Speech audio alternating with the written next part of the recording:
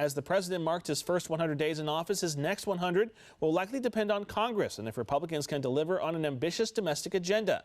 National correspondent Matt Galka reports from Washington.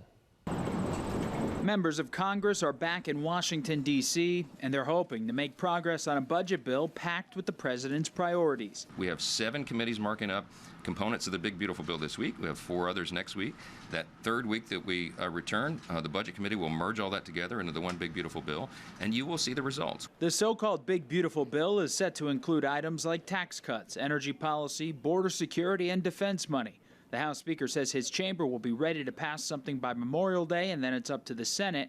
But the battle between now and then will be over spending cuts and whether or not a slim majority of Republicans in the House are ready to sign on to the plan if enough cuts are not there.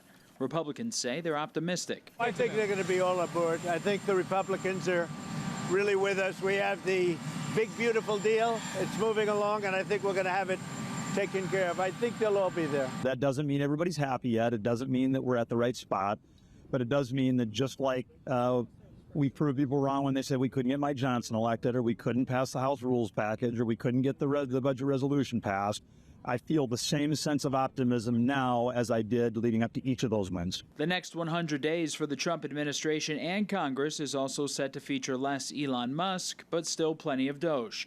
That could mean Congress trying to codify some of the cuts into law. We're not gutting Medicaid.